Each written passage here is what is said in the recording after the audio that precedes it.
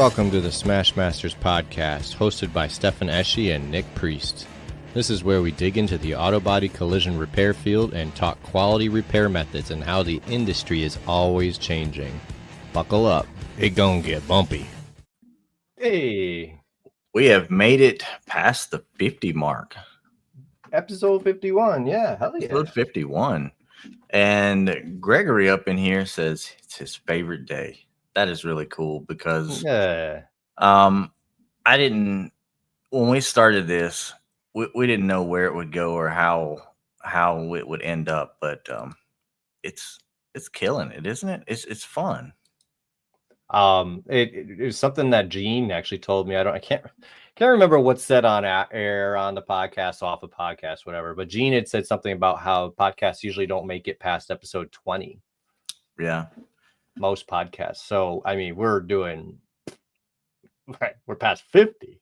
Yeah. I joined one of those groups with podcasters on Facebook and just kind of hear some of their stories, what they're doing. And these guys are trying all kinds of platforms and cameras and just kind of trying to go all out wild with it. And that's all fun and cool and all, but I think the most important thing is just to stay consistent. Right. Just stay consistent. We're here every Monday. Gregory said he's made it his favorite day.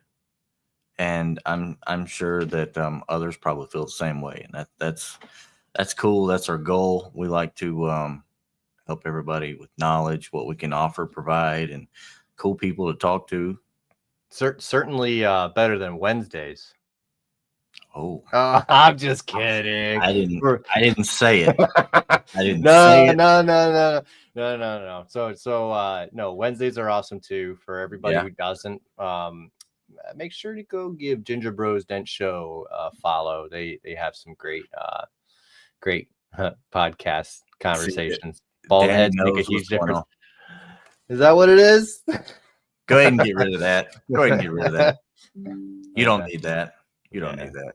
My mother likes it. Yeah. But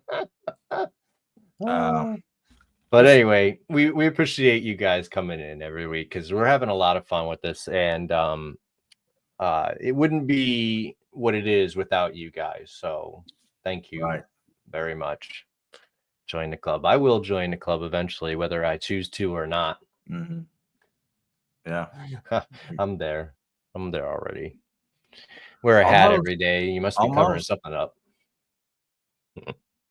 Anyway, so you got some hail work out of those storms you got recently, didn't you? I've got some hail work out of it. I've got some storm hits, like just random things from wind picking up and slamming into vehicles. It ain't just been like the nice gravy covered in aisles of madness with hail or nothing, but it's been a bunch of random stuff. That's good. It works. It works as all. You never really know with that kind of damage because it could be some heavy crease dents. I mean, with scratches and all kinds of other stuff. You just need to push the paint. It could be all that and hail work. You know, you get the whole variety that way. Yep. Yeah, you got to bring your whole toolbox. You can't just bring that one tool, a glue gun, and a few smiles. Yeah, well, you could try. I mean, you can try, but you can try. I had a 9-foot crease. Is that what you've been showing the past few weeks? Dude, I've been working on it all week. That red van. I don't know what they hit, but it started at the third brake light and on the roof in the back above the back doors, and it went all the way to the windshield. 9 and some change foot crease. I actually did try. I went on DentMate on my estimating app, and I tried to see what a 9-foot crease. It only goes up to 60 inches. So a 5-foot crease is something like $5,000. Just for everybody's information. I did do a push to paint, pull the paint on it for the first 8 feet. Yeah. When it got back to the tail light, I was like, the thing was all stretchy, and I don't know if anybody caught my video where I had to use lateral tension to push metal in because it was all wonky. That was a really weird situation because it wasn't stretched. It was almost like it was shrunk, and that's why it was oil canning, because that area was supposed to be stretched. Yeah. So it was weird. It was very weird. Because I went in, I'm like, oh, it's stretched. So I cleaned off the backside and I'm shrinking it, and it made it worse. It made it tighter. Yeah. And then I thought about it. I'm like, oh yeah, that would just bring it up. I'm like, what do I do? And took a big hammer. Bam! Oh. So I stretched it out and it stayed down. Yeah. You could have just put another crease down the other side. No, it would have been way faster. It wasn't that kind of crease. This crease was supposed to be there. Oh, yeah. But anyway, we got a great show for you guys. I just had to tell my story. Sorry. Yeah. But we got a great show for you guys, especially for everybody who's been in collision repair shops, who definitely heard and used tools from MoClamp, frame pulling clamps, tools, hooks, tack and pull plates, pots in your floor, probably made by MoClamp. So how many body shops have you been in and the clamps were not MoClamp? One. But they also had MoClamp as well. Yeah. So I did see a different name brand frame clamp set. Yeah. Once. I've seen a couple others, but the majorities, the main meat and potatoes of the pulling was always MoClamp. They always had a nice board set up and all the stuff that you needed. Most of the stuff that you needed anyway. Some shops probably didn't want to spend, the extra on some of these more expensive things, but they had all the basics every time. I feel like most shops just spring out of the ground with MoClamp on the wall already. Think so? Like a Dollar General, like when you see a mound and you drive by next week and there's an entire Dollar General done. All the products come right out of the ground with the walls. Yeah, absolutely. All right, let's bring Alex in here. Let's go. Hey, there he is, Alex. What's up, Alex? Thanks for coming. Oh, we can't hear you for some reason. I think you might have to flip your mic down. Oh, there you go. You're right. There you go. Okay. Gotcha. All set. Right. Well, thanks for coming on the show. Yeah. Absolutely. For those that watch the show regularly, I mean, you've probably seen Alex in the comment section just about every week. So Alex is the one that says first until he had some competition with Gregory here. Yeah. That's true. I mean, I'd have been first this time, but I was here. Back. Well, you kind of were first. You signed in before Gregory commented, so he was first today. He was just not with the comments. That's all. Yeah, right. But yeah, thanks for coming on. Thanks for having me. Yeah, you and I have been interacting on Instagram for like a good 3 or 4 years now. Absolutely. And I've always appreciated the reposts of my videos and stuff. But yeah, no, I want to start there. So how did you end up as the social media guy for MoClamp? I walked into the president's office with an idea and he stared at me and I went, oops, I think I just gave myself more work. Yeah. And my cousin does social media and I'm like, oh, my cousin, he's an idiot. He's not an idiot. He is a lot smarter than I was giving him credit for. And it just kind of went from there. I spend my days in the machine shop making things and I wanted to know, I know how it's made, but how is it used? And so I started following you guys and Blue Collar Kyle and some of the other auto collision people just so I could see, what does this hook do? Right. I can see it's a hook, but how? And it just kind of went from there, trying to learn more about how it was used. And now I've got the social media part when I'm not running a machine. Right. Okay. You seen a random guy out there gluing it to the side of the car, didn't you? And you was like, who is that? And why is he doing that? That's not supposed to be like Sir, that. you're supposed to weld those, sir. Yeah. I mean, Right. yeah, but if glue's working it, What's up, Robbie? yeah. Oh yeah. And with the changes that are happening in the industry, Mm-hmm. glue is part of the future, and I need to really pay attention to that. I don't want to get left behind. Right. Comes with what we've got, working new tools into our existing architecture and trying to make sure that they're useful to you guys too. Mm-hmm. For sure. I mean, glue pulling has come a long way recently. I mean, we're doing frame pulls on the frame machine with glue pulling, and I'm sure that's been a bit of a change. So I know, at least in my videos, you probably watched me go from using clamps to do all the pulls. What's up, Nikki? To switching to glue tabs. Yes. Mm-hmm. So, and then you're probably looking at the video going, where's the Mo clamp? I mean, yes, but there's always something to learn. Yeah. Sure. There's really always something to learn. But no, I'm just in tuning it with you're thinking about paying attention to glue and trying to get that like into the Mo clamp kind of deal. Because I do believe there will be a day when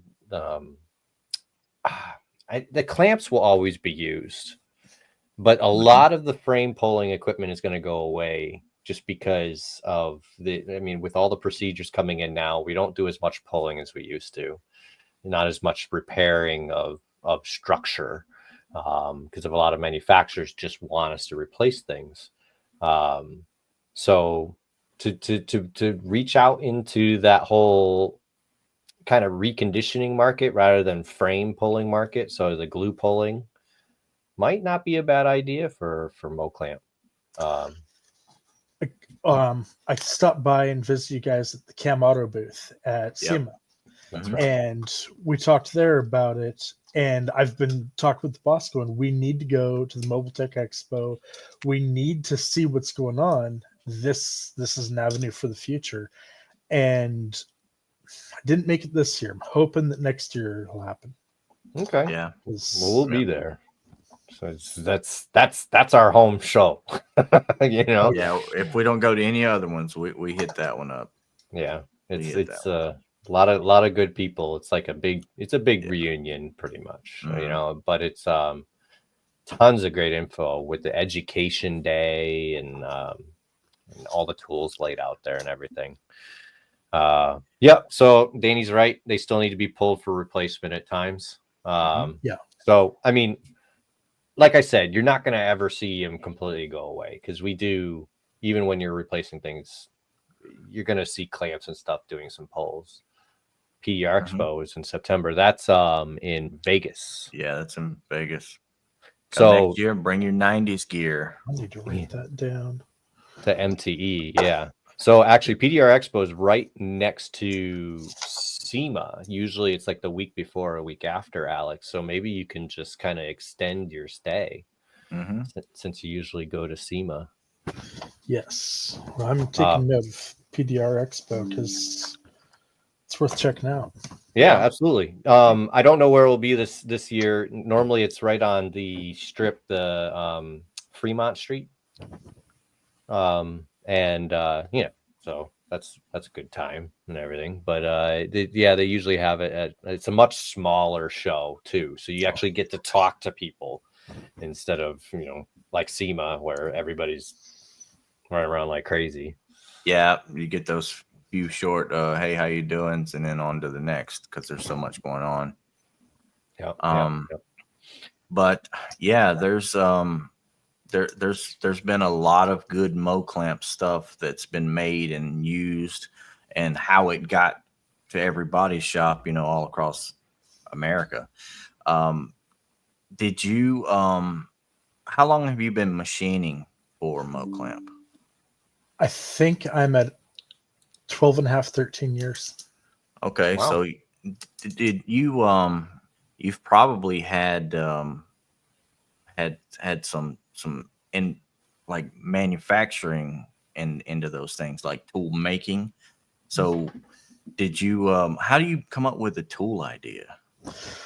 Usually, if in the back of our catalog, underneath our warranty, there's some information of if you've come up with an idea, give us a call. Yeah. And I don't know what tools you need, but I know how to Right. make things. And so Right. most everything comes to us as an idea. Someone will call us up and say, hey, I've got an idea. And we're like, cool, let us send Okay. you this packet. That way I don't get accused of stealing your idea. Right. And then we work with people to take it from I've got either a concept prototype or a sketch to a prototype. And we're like, okay, how much merit is there to this? And everybody's got an idea. How marketable is it? Is this Right. too specialized, or is this something that everyone's going to end up picking up? Right. Right. Okay. So let's before we get heavy into that, how did you even get started? How did you even hear about MoClamp? Because I know as long as I've been doing collision work, there's been MoClamp out there. So Airsoft. I heard about it first through Airsoft. I love old cars, 1930s, 1940s, Model A's, Model AA. Yeah. And I'm at an Airsoft game and I'm talking with the guy and he goes, oh yeah, I make these auto collision tools. I'm like, talk to me more, Goose. What's going on here? And I talked to him for a while. I'm like, hey, get me a job there. I want to be involved in this. I believe in this. And for a couple of years, I told him every time I saw him, hey, when are you going to call me to hook me up with a job? And about 13 years ago, he calls me up. He's like, are you serious? I'm like, yes, I'm serious. Let me come in. And so, I went in and they interviewed me because, here I am, some goof going, no, really, I'm interested.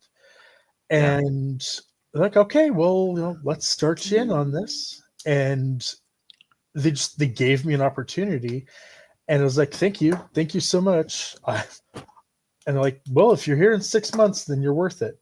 And after 6 months, I was still there. So did you do machining before there? I did some, but it wasn't professional level. It was like I did some high school level machining, and then a friend would have a mill or lathe, and it was like, hey, I need to fix this. Can I come use your machine for a little bit? Yeah. Okay. So did they set you up with somebody to train you? Yes. Okay, cool. They said, they set me up with the guy who was the senior machinist at the time, and he went through stuff with me, and then they sent me to a school to learn more. Cool. And it's just been nothing but opportunities. They go, here's an opportunity, and I'm like, okay, no, this is mine. All right. How long does it take before you become like proficient in machine? Yeah. Oh man, that's a difficult question. I know it varies upon person to person, but just like your overall experience, like what would you say? It is a weird thing. There's a little hill where you're like, oh, I know what I'm doing. And then you drop into a valley and you're like, I have no clue in the world. And then you climb back up out of it. And you might learn like everything else. Yeah. It's like everything else. Yeah. Yeah. It might just click. Like I'm working my way through CNC right now. CNC is not what I'm great at. Okay. Right. But manual, it makes sense. This process and then this process. And when you're pulling out a dent, you've got a process that you work through, and it's just follow the instructions. There's instructions? Procedures. Hey, how come? Yeah. You guys didn't tell me there was instructions of this, but no, I'm just Well, you should have gone to training, Nick. That's why it was faster for me. Right. Checking everything with calipers to make sure that I haven't cut too much. And, you can always take another 1,000th, but you can't add it back. And so it's check, recheck, and then okay, this is okay, and we can go. Mm-hmm. And I mean, with the lathe, like when you're thinking about it, the lathe is turning here, and so if you need to come in 1,000th, you actually only need to come in 0.5 because it's going to take it on both sides as it turns around. It's just keeping the math in mind. Right. So you're pretty good at math, huh? I've had to get good. You know when the person at the register is shortchanged you, in other words. Yes, sir. You can spot it pretty fast. Yes, sir. I had that the other day. I handed somebody $20. They hit a button, a thing just disappeared, and he's like, "Oh," he's like, I don't know how much change to give you." I was like, $6.17. He's like, I got a day. He takes out the calculator and spends 5 minutes figuring, $6.17. Yeah, I know. Right. It's amazing how many people that work at cash registers now that do not know how to count change back. Oh yeah. Or try and give them something's like 16 and a penny, and you give them a 20, $1 and a penny, and they go, I only needed 20. Right. Yeah. Yep. I just give me a 5 back and we'll be all right. Yeah, I'm just trying to help you here. So back to lathing. What year? Did it take you like a year or maybe 2 years? I know it's a developing over time process, but before you could turn something from a block to something great to ship to somebody without having to ask for help. Right. I'd say probably about 2 years before I needed 2 years. Yeah. 2 years. Okay, cool. And it's bouncing back between the mill and the lathe and the drill and tapping and back to the mill, back to the lathe, back to the mill, and bouncing around between machines. Yeah. It took a minute, but it's just the repetition. Every time things got a little bit easier, and it's just little lessons here and there. Okay. All right. Well, we kind of started in the middle because MoClamp kind of has this cool story about how they started, but yes. What was your background before we get into that? Didn't you wasn't you military? Yes, sir. I barely passed high school because my heart just wasn't there. Right. And everyone's saying, "Oh, you got to go to college. You got to go to college." The last thing I wanted after 12 years of school was more school. Yeah. And so I ran off and did the Army thing. And the Army gave me discipline and motivation and adventure. I mean, I can't say anything bad about the Army. Everything was, sure, there's the boring parts, but they sent me around the world and I got to go places that nobody goes to. And it was an amazing adventure. Then I got hurt.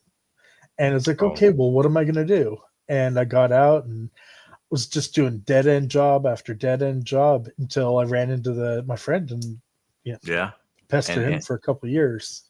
Okay. Yeah. And you got into MoClamp and you got set up into that and got going on. And do you know how long MoClamp's actually been in business and what their story is? Since I want to say it's 1962 or 1964. I won't hold you to the exact date or nothing like that, but we can go to the last timelines. Yeah, we've been in business since the 60s and started out with Mang rototillers. And during the summer, everyone's using the rototiller, but nobody's using one during the winter. Hey, winter collision repair. Right. And so we started making collision repair tools, but nobody uses a rototiller anymore. So who has a MoClamp rototiller? Just I want one. Well, I have to go find one. It was sold under the Mang MANG brand. Okay. We were Mang rototillers, and then just as that disappeared, rototiller business really slowed down and went away. And so what the company did during the slow season was auto collision, and they just kind of went, we can go for this. Andrew's asking who's Mo. Yeah, it was we bought the patent for the first couple tools from a Canadian guy whose name was Mojinsky, something like that. And so it's Mojinsky's clamp. Okay. So, Okay. all right. That's pretty cool. I didn't. I wouldn't even thought to ask that, honestly. Mojinsky clamps. That and Keister Co. glue tabs. For those that don't know, Kiko, the original family that started Kiko, their name was Keister.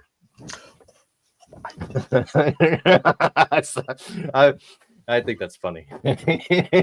But I mean, if you say all that out loud, then as one sentence, it gets kind of crazy out here.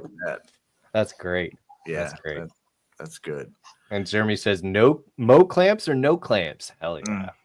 Yeah. Yes. I like it. That's the spirit. Very good.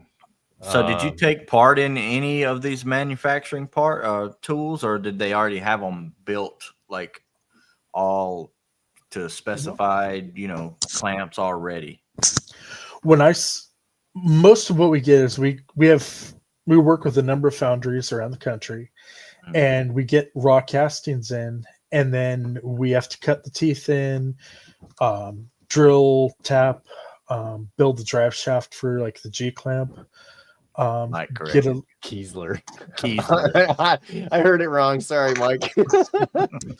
I mean Kiesler, Keister, same thing. Yeah, it's close. Yeah. But go ahead. Sorry. We get the castings in, and we had to develop the castings. I mean, like our little mini tack and pull. Mm-hmm. We had the mold masters for the full size tack and pull and the maxi tack and pull, but we had to develop a new mold master for the mini. For this guy, yeah. Yep. Mm-hmm. This is my baby. I'm really proud of this one. For people who haven't seen it yet, this is a brand new tool from MoClamp for the tack and pull plates, but it's just a smaller puller, and it comes with the smaller plates like you see right here. I mean, it's still compatible with all the big plates, but like on the full size, the regular 3-inch one, it's so easy for the tab to be sitting in just a little off to the side, and he's got it in hand. And so you might not get as straight of a pull, or you can set up 3 or 4 of those around and then just move the little one from side to side. There's Cass. Yep. Sandra, if I wasn't here on the show wearing my MoClamp shirt, I'd be wearing my CT Body Tech shirt. Nice. Yeah. Well, no, that's cool. So can you tell me how that tool, the mini tack and pull puller came to be? People complaining about how the pull would be just slightly offset, because especially with the small plate, it's only 1 inch wide, right? And on the regular tack and pull, that's a 3-inch spot there, and getting it right into the middle, it's kind of tough. Yep. And then sometimes getting into some of the smaller spots, it's hard.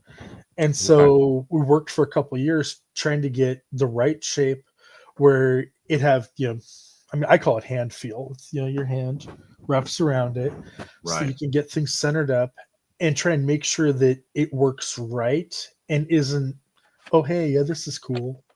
Because, I mean, I know our tools are expensive. And, you were talking earlier about you had a 9-foot crease. You're only getting paid so much for it, and you've got to account for your time and your energy and everything.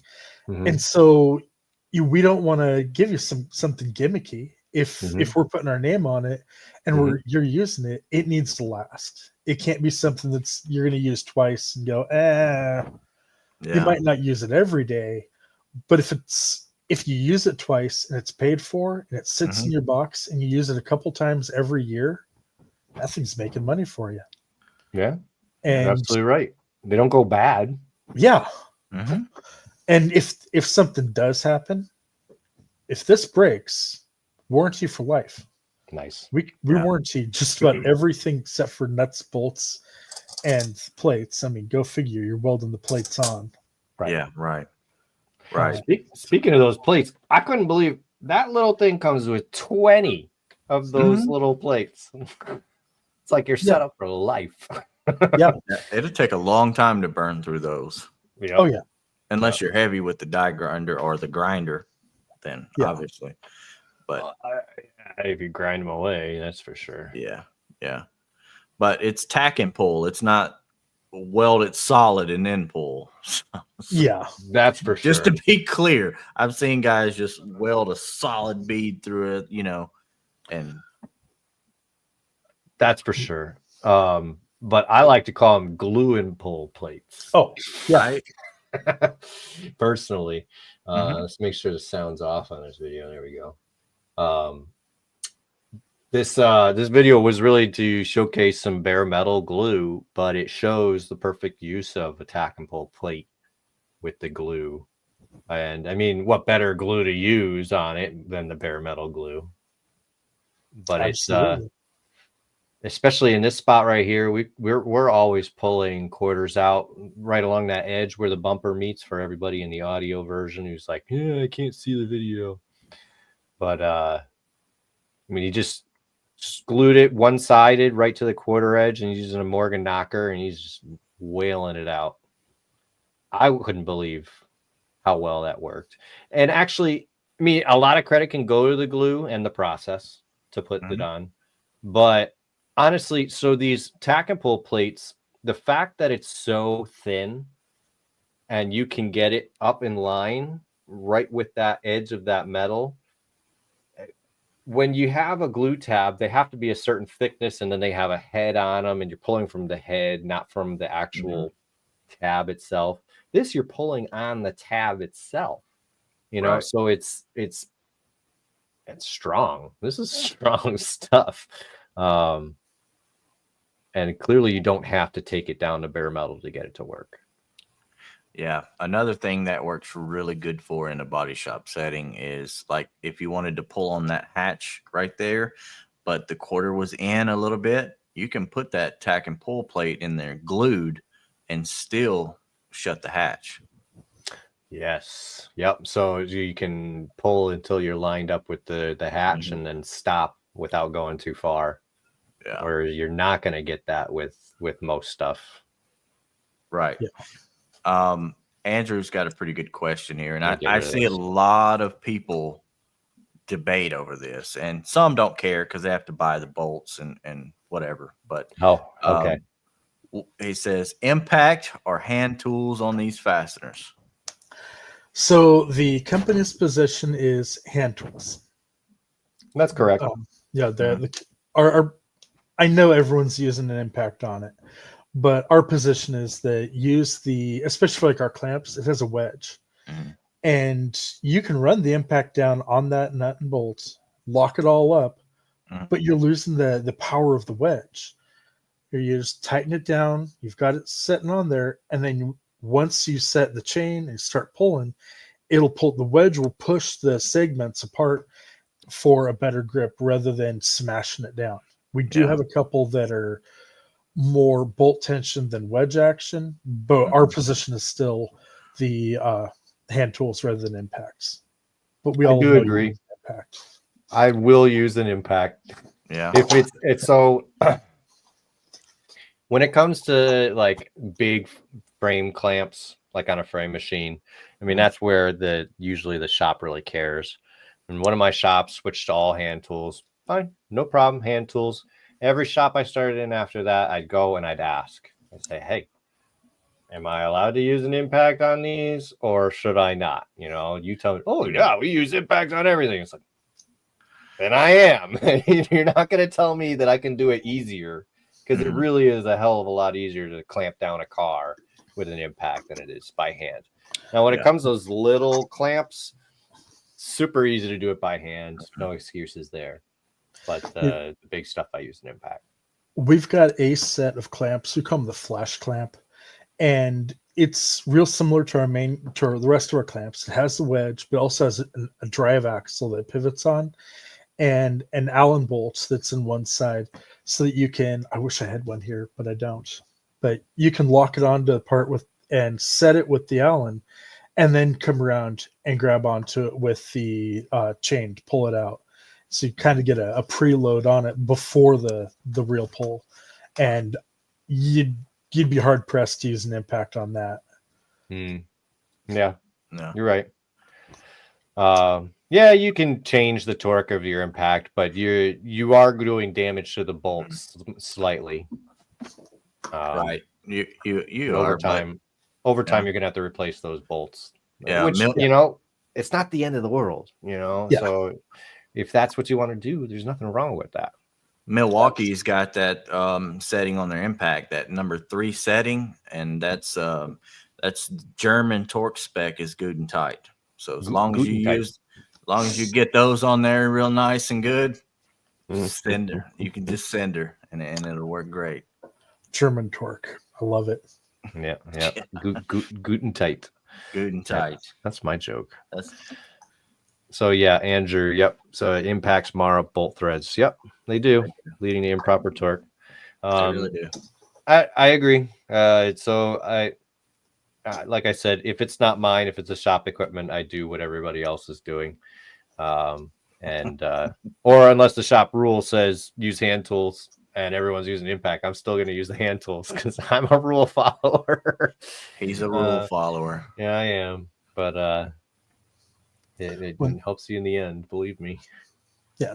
I mean, and every shop has the tool boards like you guys talked about earlier. Mm-hmm. There's so many other just little tools that the shop isn't going to pop for, but maybe you will. Yeah, maybe it's something useful. Like we have one, the 0307 Dynamo corner clamp, and the nose of it, most of them, how's that going to work?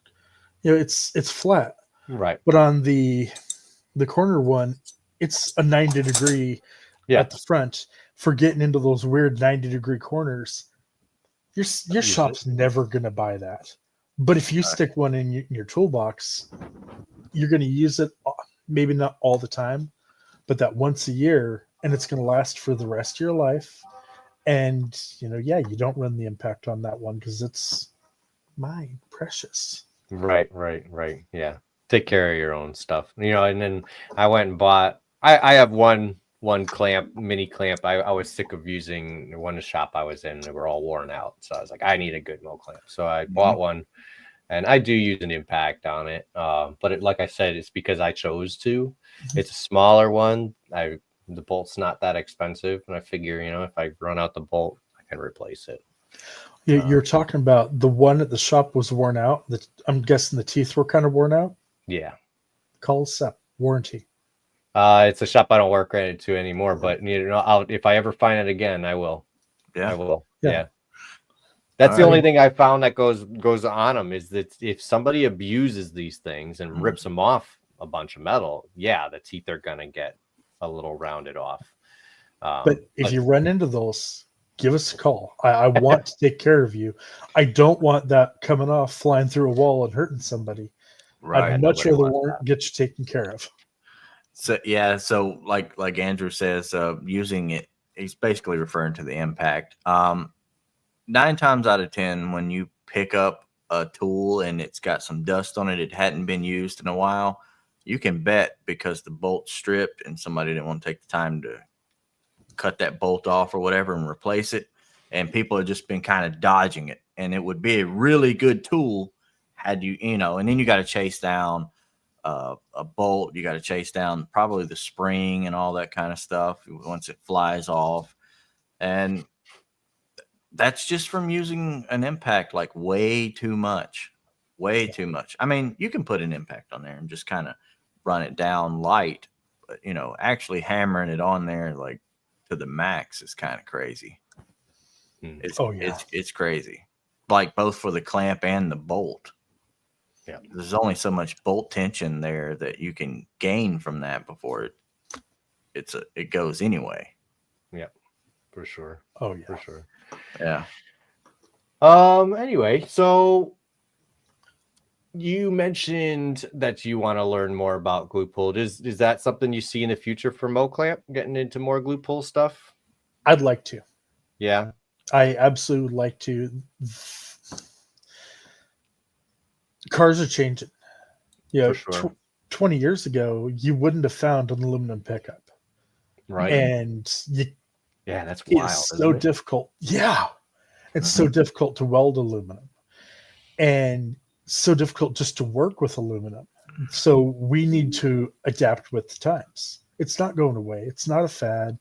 It's the ultra high strength steels. They're happening.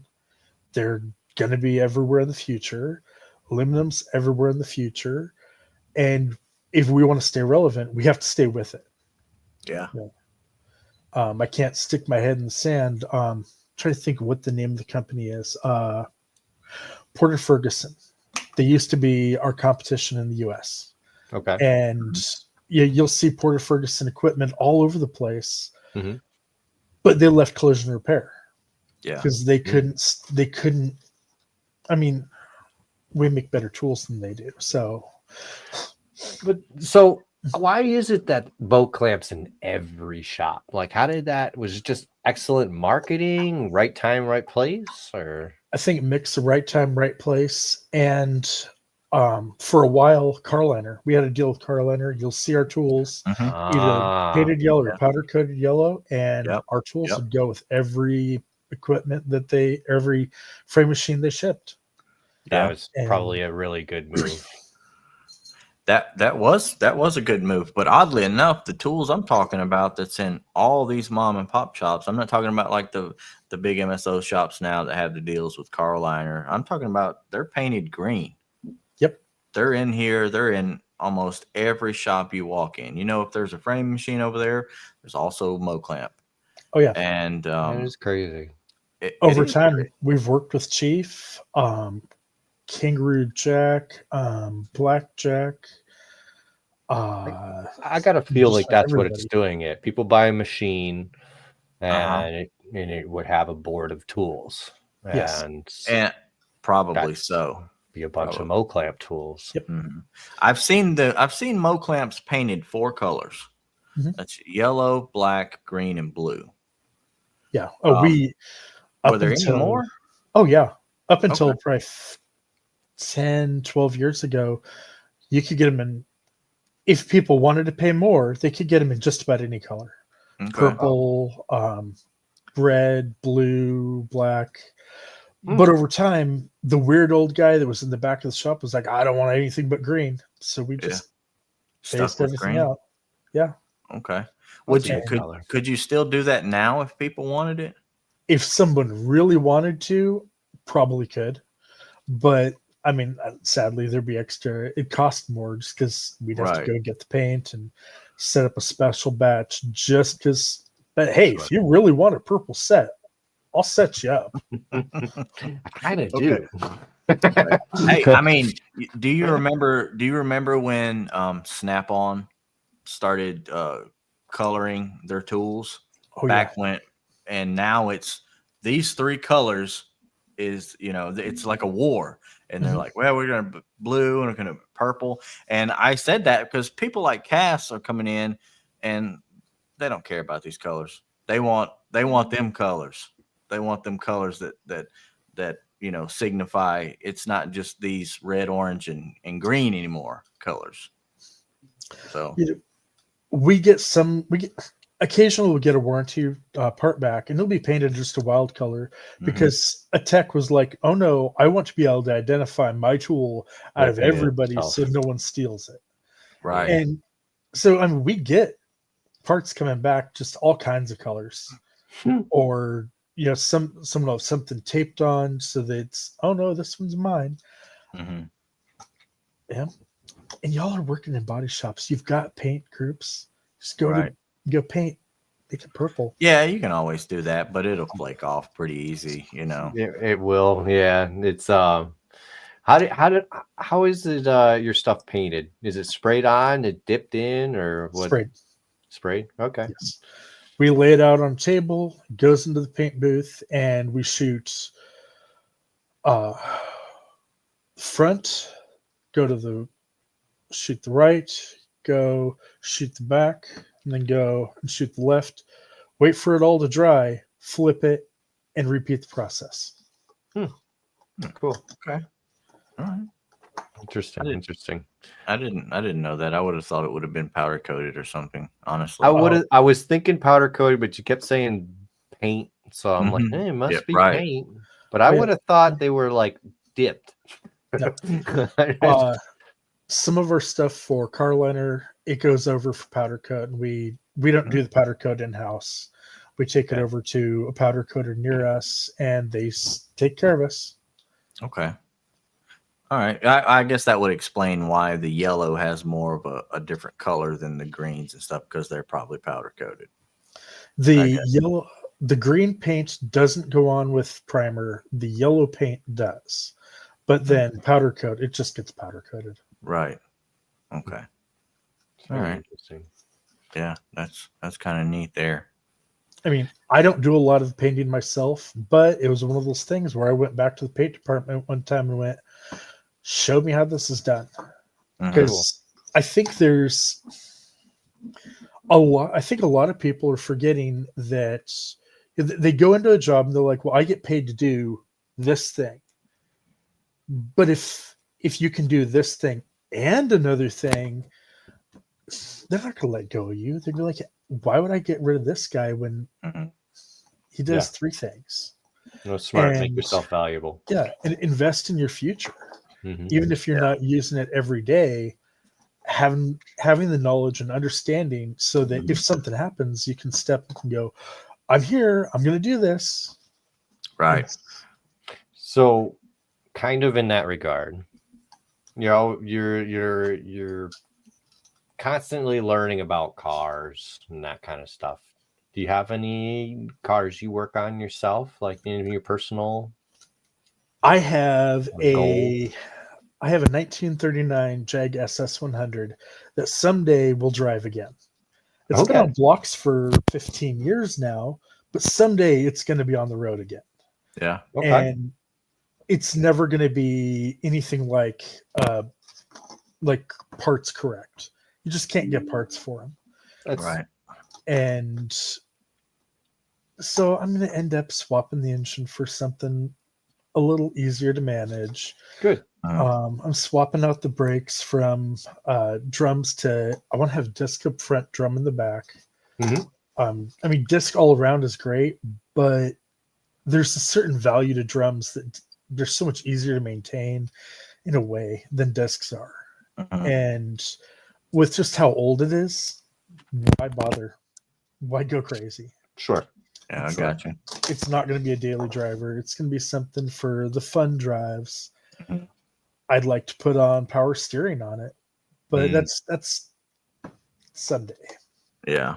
My wife will tell me that I'm crazy, and it'll never happen. But that's a cool project. That's pretty cool. And last year, me and Stefan, we went to Oklahoma to the Kiko training. Yes. And one of the things that we done while we were training was we went to Kiko's manufacturing. So we left there with an entire idea of what Kiko is, and about. So what does MoClamp look like how many people was this a huge, gigantic place, or how many people actually machine, and how are we working? We're a lot smaller than I think people would believe, but I can't answer specific numbers on how many people we've got. That's fine. It's just, it's roundabout. I mean, it can be like less than 50. Less than 50. Or more than 50. Yeah. Small company then. Yeah. Yeah. Okay. Yeah. I'm not surprised. I mean, it takes hard workers to get something like that done, but no, I'm not surprised that a company like that does what MoClamp does. Well, right. When people come in, they usually don't leave. Our main customer service lady, Linda, she's been there for 31, 32 years. Wow. Our main shipper's been there for 30. Our main welder, he's been there for 20. Wow. Okay. And so there's there's history in the people, and they take really good. From my point of view, I mean, I'm biased. They take really good care of us. Like when I told my boss, "Hey, I'm going to be on the Smash Masters show," they're like, "Okay, don't give away the secrets." Okay. I mean, that's cool. When you guys were talking with Caliber, you guys had to deal with their legal group and go, okay and what's not. But they're like, oh no, we trust you. Okay. For the most part, yeah. It was that was an interesting ordeal, but it was. No, I'm glad that Mo Clamp let you come on. I mean, we're careful with that with everybody who comes on. Yeah, capacity. Yeah, I wanted to kind of give somebody who, because when I think of Mo Clamp, you see the catalog that comes through, and then you know it's in every body shop you've been in. You know, it's hard to really gauge and judge what Mo Clamp looks like as a manufacturing company. We do everything in batches. Yeah. So we'll do 1,000 of one thing and then 1,000 of another thing, and everyone will be working doing 1,000 of each part. And so we try and keep like a safety stock at shipping so that we never run out, but occasionally we do. But it's usually not for very long, and we just batches continuous. Like I'll do 300,000 of these plates this year. Wow. That's a lot. I mean, I've done 300,000 plates a year for 10, 12 years. I took over the plates from another guy, and so I'll do say 100,000 of them, and then I'll go do a different project for a couple months. Drilling and tapping our G-clamp shafts, turning the drive shaft for the G-clamp, or turning the drive shaft for the Jumbo G. Cutting the teeth into the sill hooks, making the shipping hooks, and just do batches of a couple thousand, and then go to something else, a couple thousand, until we rotate back onto something. Just continuous. Right. Is Mo Clamp outside of the U.S. like now? I'm sorry, my headset cut out for a second. Is Mo Clamp, are they outside of U.S. right now, or just in U.S. only? Oh yeah, U.S. only. Okay. I mean, we might get a component like a bolt from Canada.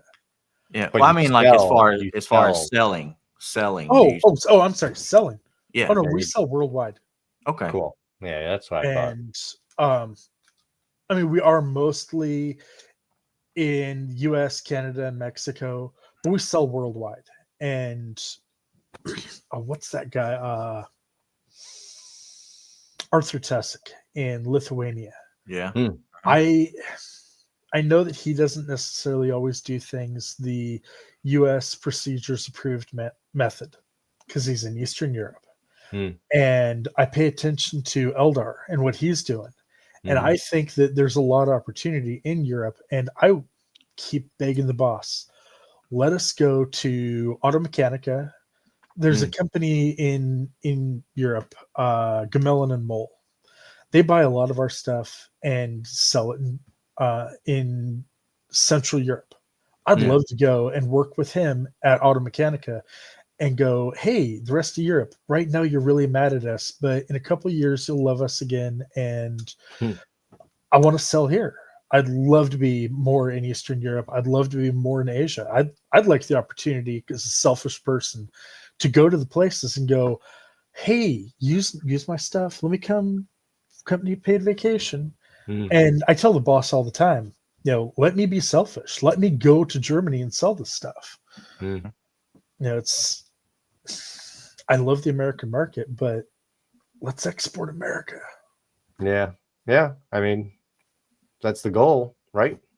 Yes. So yeah. So that's keep being the squeaky wheel. Maybe you get the grease. Yeah. And yeah.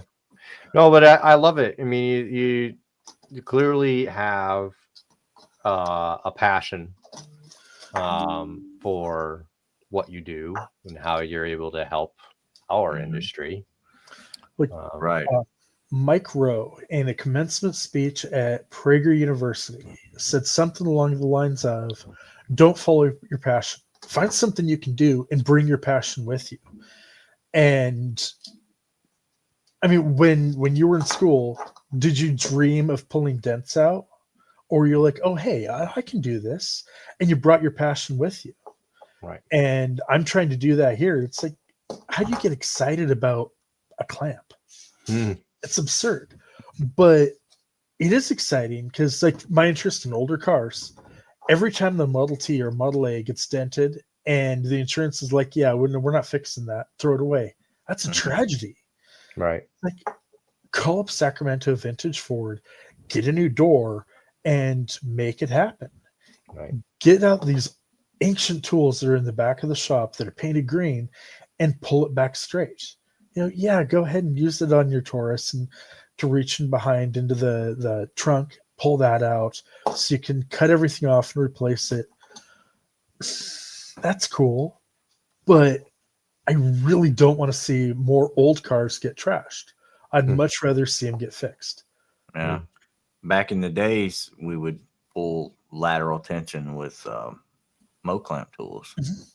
And nowadays we're doing it with basically ratchet straps and glue, so to speak.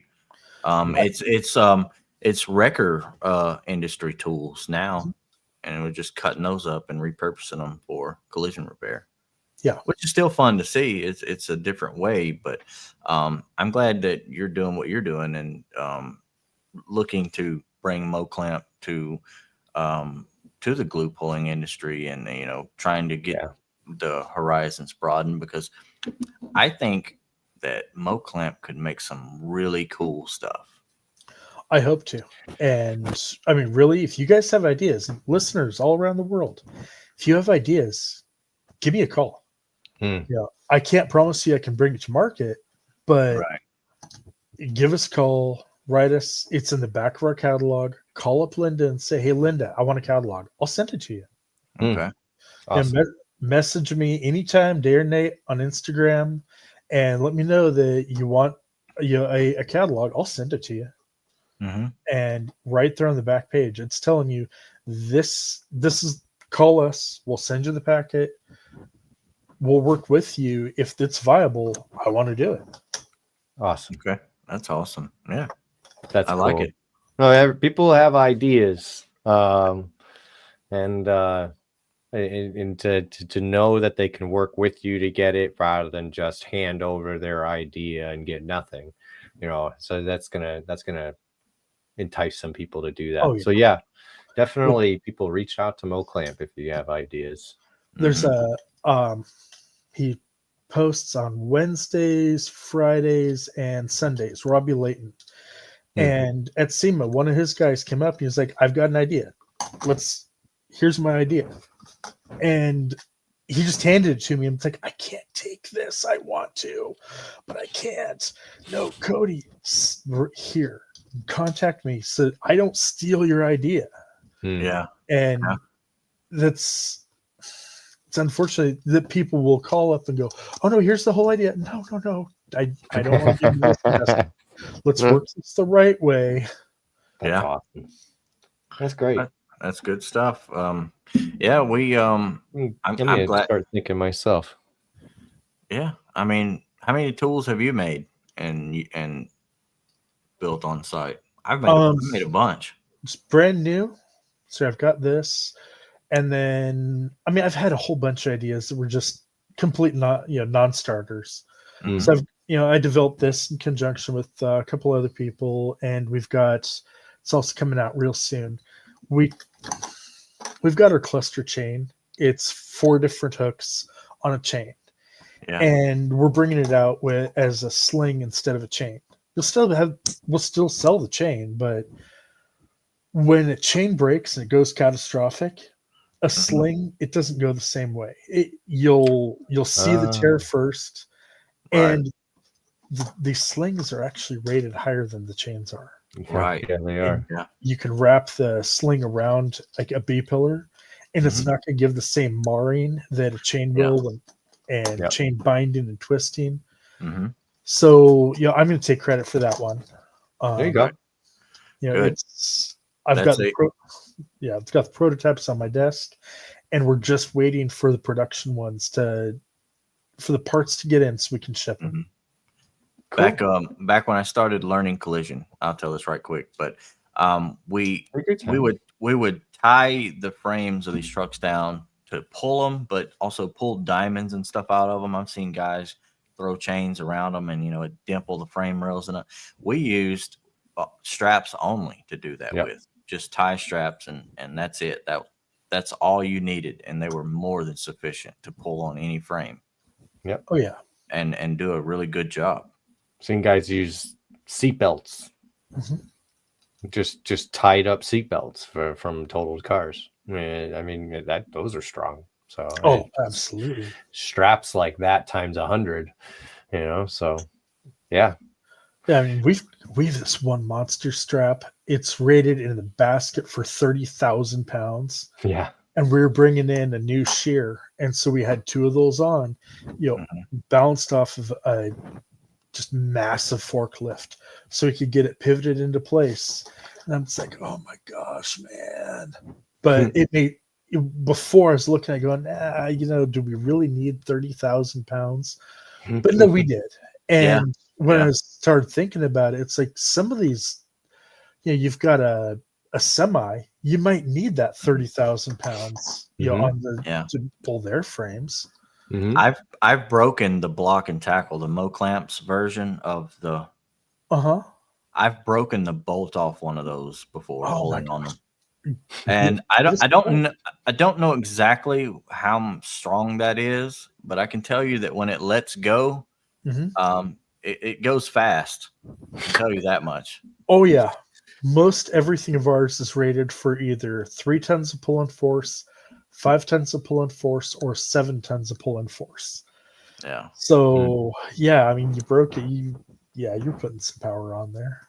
Yeah, I had enough on there. It was enough. A little bit, huh? Yeah. I'm glad I don't do that stuff anymore. I'm glad I just do dent work and I don't have to fool with that, because you have to get really creative with some of this stuff. And you're not really sure if what you're doing or what some of these chains are going to hold up to what you're trying to do. You're kind of hoping for the best at that point. Right. That's why I like the slings. And on the getting creative, Blue Collar Kyle, one of his first blue collar podcasts, he was talking with someone, and he said, I'm paraphrasing here, I don't have the exact quote, but in collision repair, you've got to be half engineer, half mechanic, and half artist. And I think he's right, because you're going to be held responsible for the repair that you've done. And so you have to do it right and understand you've got the procedures, but why is the procedure there?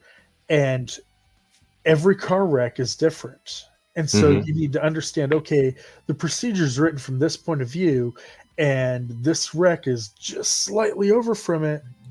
You got to have just enough engineering background to know that. And then, I mean, the mechanical, understanding how everything fits together to make it work, and the artistry to restore it back to perfection. Yeah. And hey, Chad, thanks for using our tools. Yeah. Chad, just for the audio, Chad says thanks to Mo Clamp, his products have made him lots of money in his years as a collision tech. So, and I want you to make lots more. Yep. Right. Same here. Still use my Mo clamp sometimes for my PDR repairs. I shove a microfiber towel where the metal meets the paint. That's from Jeremy. Yep. Well, absolutely. Jeremy, keep using our tools. I love you. Thank you for using them. You seen me using them on a Camaro not too long ago. Absolutely. For pushing hail, because I didn't have the bar for can't think of it right now, a half door shell car. Yeah. And I had that though, and that worked, and it worked great. Like a hanger. Yeah. You didn't have a hanger, so that worked great. It was a good idea, and now I'm going to use it someday. Honestly, I've got my Mo clamp. That one clamp I've got, it's in my PDR kit. I didn't have to tighten it down real hard or anything. It was just, that wedge design. Yeah. That wedge design. As soon as you put pressure on it, it tightened up. Right. Hey, if the tool is helpful and it's not breaking or anything, then you're using it right. Absolutely. That's the way I've thought. So whatever helps you get the job done. Yeah, there's a lot of people that love and support MoClamp in the collision industry, and we're going to be looking forward seeing what you guys are bringing to the table for the future. Yeah. So I know whatever it is, it'll be good. And when you need testers, I know who to call. Thanks for coming on, Alex. We really appreciate it. We appreciate it. This was a lot of fun. You guys, seriously, my favorite podcast. I have it scheduled in my phone, telling me to be here, and my son and I sit and listen all the time. Thank you. I appreciate it. Now, who would have known that MoClamp built rototillers? Yep, that's what it started with. But now you know. Yeah. Have a good night, guys. Yeah. Bye, everybody.